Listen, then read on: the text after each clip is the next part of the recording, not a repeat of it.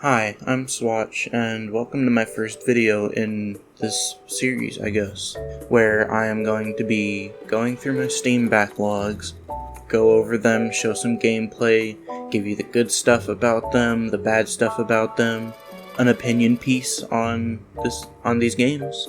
I'll give you my opinion on if they're worth playing. Today, I'm gonna give you DAMNOSAUR, a side-scroller action shooter that it's just dinosaurs and guns, and apparently the dinosaurs are time travelers.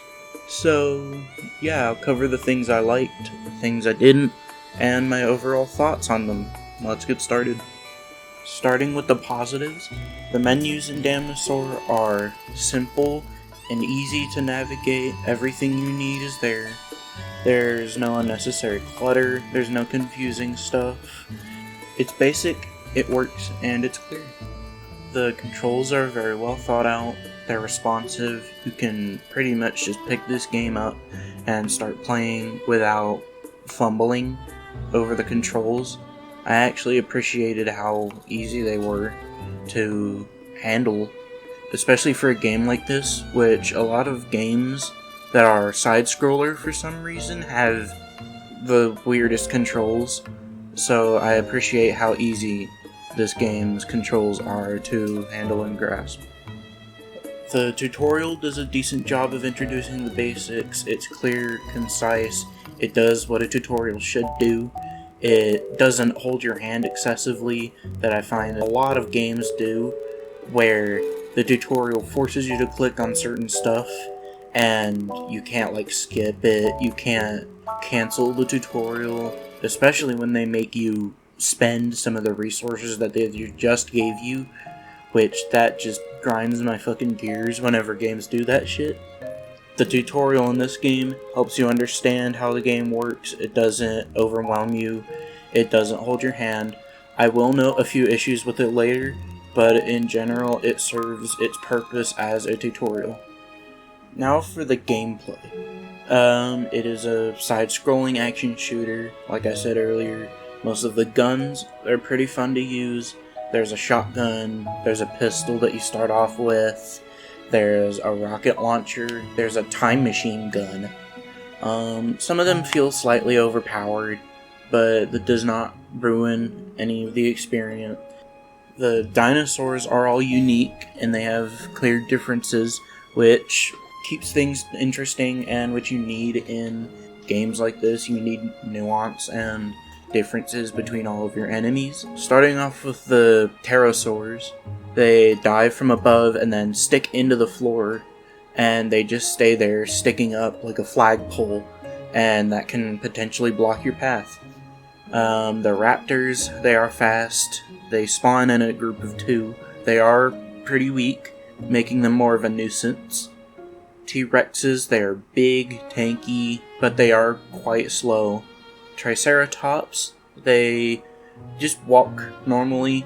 They aren't too tanky, but after they get a certain distance to you, they stop in place and they do a little bit of a charge, and then they just start running and they go in a single direction. This variety can add a lot to encounters and just the overall gameplay, which I really like, and it helps the game not be boring, which I find that certain side-scrollers can accidentally achieve. The music is good, even though there are only 2 tracks, but they both fit the atmosphere of this game, and they are both pretty good. The art style is charming, and it's very clear that the developers cared about this game, and they wanted to make a fun game, which is very clear, even if some of the aspects aren't fully polished, which we will get into now. So now for the negatives, or the stuff that can be improved. There are several things that did not work as well. The font choice is awkward. Capital letters are huge compared to lowercase, like double the size, which makes menus like the credits feel pretty jarring, because the huge letters are the only parts you see when you first open it, and so you're like, what am I looking at?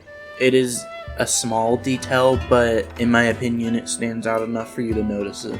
There are also little oversights in the settings. I won't be a huge grammar Nazi, I never have been, but in the video options, quality is misspelled as quality with 2 L's. The audio levels are kind of inconsistent.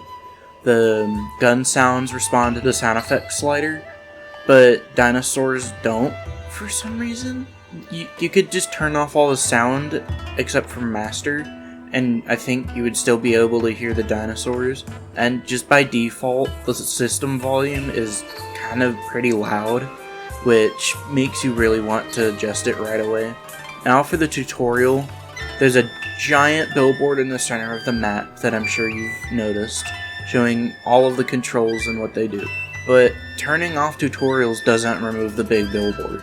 And if tutorials aren't disabled, you have to go into every single game and have to do the tutorials until you turn off that setting. It is a little frustrating, especially if you never look deep into the settings and just hop game to game to game and never look at the settings. It can get annoying. And some things don't seem to function as you would expect. Changing the dinosaur spawn rate in the custom game settings, it's not as effective as you would expect. And sometimes you can just get randomly swarmed by a million dinosaurs, and unless you absolutely know what you're doing, it is pretty hard to circumvent, and you're probably just gonna end up dying unless you have a power-up. There are also small visual inconsistencies in the achievement section. The icons have visible curved borders, like drawn into the icon, but the images themselves still have corners, which it looks a little weird. It's just a little bit of an oversight. And the death mechanics are a bit weird. You die when you touch a dinosaur instantly, but landing on their head, you just bounce off. When you die though, you have to enter a 3-letter combo, like arcade cabinets, where you have to input your 3 letters to put in your high score. It's just a choice that doesn't affect gameplay, but in my opinion, it's just kind of inconvenient. Honestly, DAMNOSAUR is a great game for people who like hard games, and specifically hard side-scrollers. It has rough edges, but it's clear that this was a passion project. There's some minor frustrations, but the gameplay is solid. The variety, the fun guns that you can get. The charm in the art style is very apparent. I like the charm, and it's an enjoyable experience if you don't mind a few imperfections. If you're looking for something extremely polished, you should probably just go play Katana Zero. It is kind of retro, not actually retro, but it feels like a game that was made a long time ago in terms of the internet. This game is probably a cop if you don't mind some jank and you just want to focus on the gameplay and the aesthetics. That's it for this backlog. I will be continuing the series covering more of my Steam library and sharing my thoughts on more games and whether I think the games are worth playing. Overall though, I think this game is worth playing. Thank you for watching my first thought about and put together video, and I will see you in the next one.